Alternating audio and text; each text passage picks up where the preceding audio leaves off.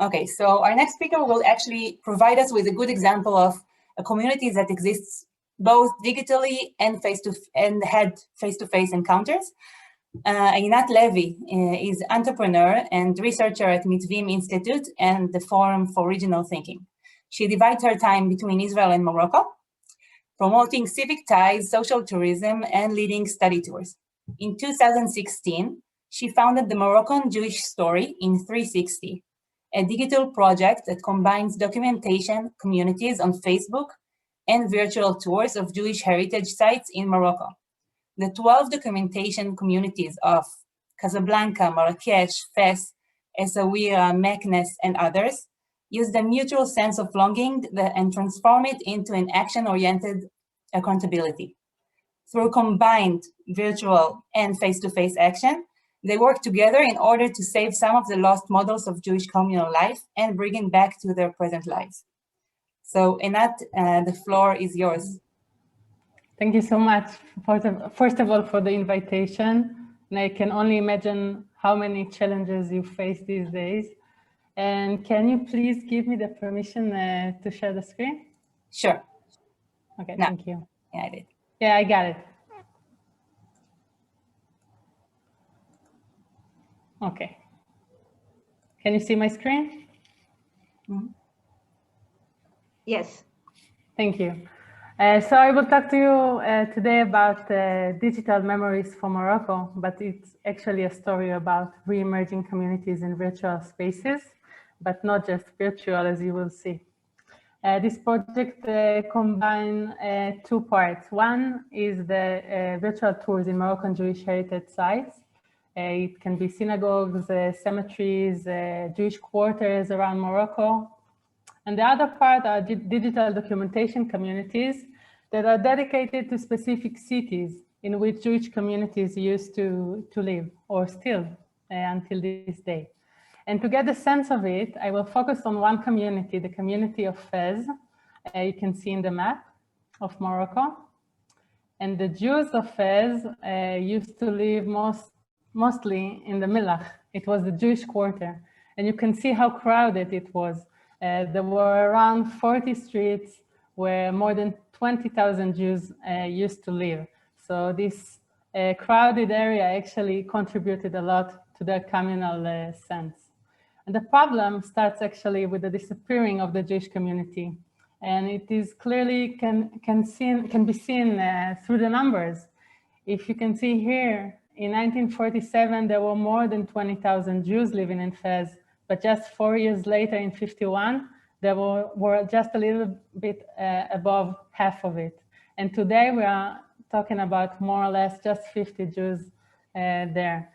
And this experience of disappearing is actually causing two kinds of traumas. One is loss and the other is absence. And this distinction is taken actually from a book written by Dominique Lacapre, called Writing History, Writing Trauma.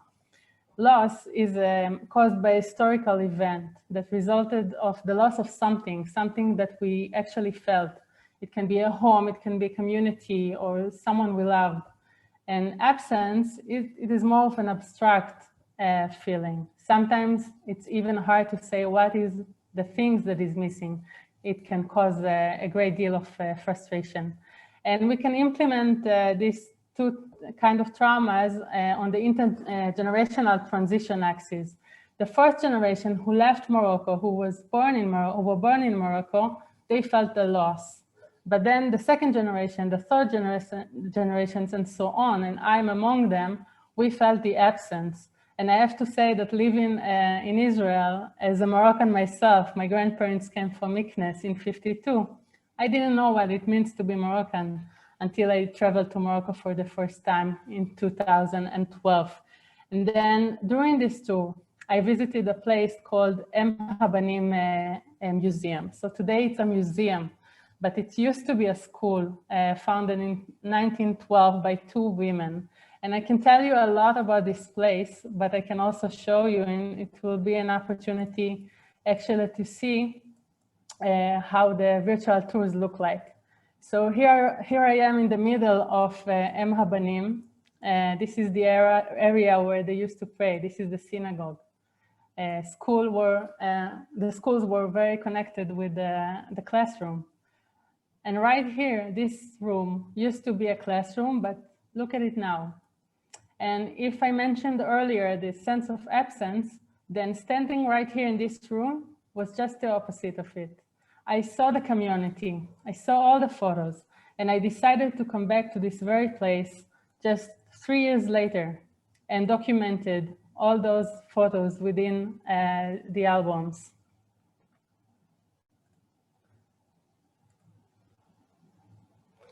But then another problem occurred. I had lots of photos, but I couldn't tell what's the story behind the photo, where it was taken, when it was taken, and who are the people inside it. And I also thought about those kids, maybe the possibility to bring back some childhood memories to them. But the problem was, how can I get to those people that left Fez? And the answer was to create a virtual space for them. I created the Jewish Facebook project, and it couldn't be just a regular group. There must be a strategy, a methodology. And the key was actually the photos here. And I created 4 albums, one for the children of Fez, from all the photos I documented there, one for the women, one for the men, and the most important were the group photos, because once you tag those photos, because the whole network is based on families and friends, then all the Fez members just kept joining the group, and in 2 days there were 600 members in the community. And the method was very simple. We upload photos and then we solve the enigma. What's the story behind them? We have a dialogue, so it's not just one-on-one, it's a group discussion, and we help each other. Also with languages, it allows us to speak different languages and understand each other, thanks to this C translation option right here. And today, after 4.5 years, there are almost 2,600 already members, 1,000 of media items, and we can say that the group was successful in uniting all the Fez members from, not all, but some from France, from Israel, from Morocco, from Belgium, Canada, and the US. And I want to show you a few examples from our collaboration. It's like, you can say it's like a mission task oriented community. We solve these puzzles together. So after just a few hours that this photo was posted on the group, we understood the story. These are the teachers from Talmud Torah from the 70s, and we have all the names except for one name still missing. And of course, each teacher has so many memories, or triggering so many memories of the communities. And this is more of the same, just a different school. It's the Alliance. Same years, you can see there are more teachers in this school. Probably they have more students. And this is a book that students used to learn Hebrew from. It's called Otzarenu. And it was a great trigger for memory. Students, or right now are members of the community, they could recall their memories and even full text from the book that they still remember. We also helped each other interpret and translate Moroccan Judeo-Arabic. For example, this is an invitation for engagement party, and we didn't understand what this 687 means. And with the help of the group members, we realized it's 1927. This is also a nice photo of the Boy Scouts of the Bialik troop of Fez from '56. And you can see former parliament member of Israel, Eli Alalouf, right here. Now this photo may be misleading a little bit because many people think it's Purim, the Purim holiday, but the truth is it's Bar Mitzvah. And one question that was posted on these photos was, what is this strange kippah if it's Bar Mitzvah? And the truth came right after, when we realized that it was a French influence because of the French CAP's uniforms. But then just 20 or 30 years earlier, we can see that fashion is a different thing, and the kippah used to look different. And there's also a nice photo of this. I think it shows the place of women and the Torah. And it was taken in an inauguration of Torah Scroll in 1954. Of course, we know all the names, but I just love this grip. It's very touching. And I promised you that it's not just about the virtual world. And what has been happening since last year is that we are moving to face-to-face activities. For example, this is the community of Sifo, a city just near Fez. And we had a conference in May 2019, and we invited people, first of all, to come to the conference, but also to bring photos with them. And we had a documentation stand in the conference. And of course, it became like a storytelling stand, not just scanning the photos. They enjoyed the lectures and experienced it. And then when they finished, they just came to collect the photos. Then what we did was to take the photos and upload it to the virtual space again, to the group. And then we found the stories behind them. And another overwhelming examples, as I see it, are a few members from the community of Dimnat. They organized a documentation tour to the city of Dimnat. It's not far from Marrakesh. And they traveled together last year. And they even met with the mayor of Dimnat.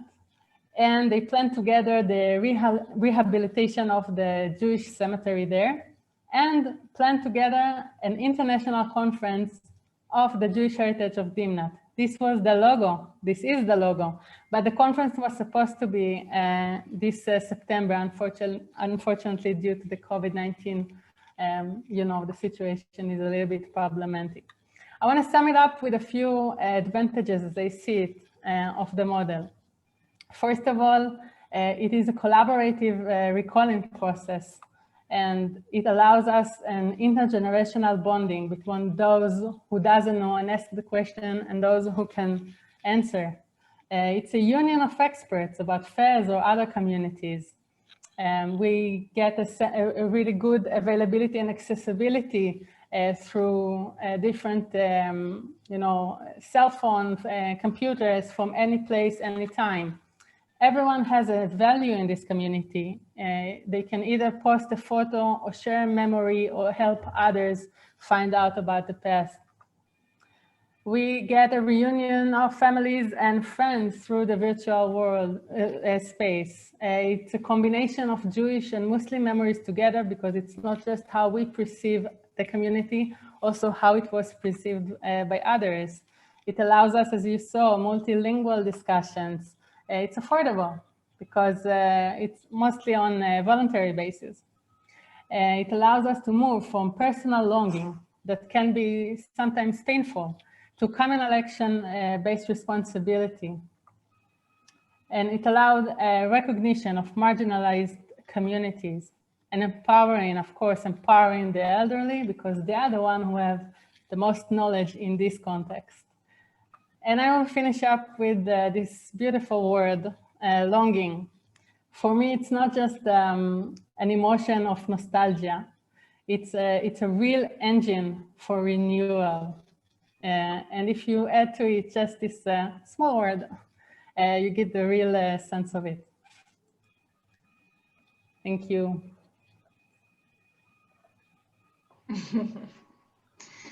It was a little bit of a marathon. I'm really sorry, but I really wanted you to.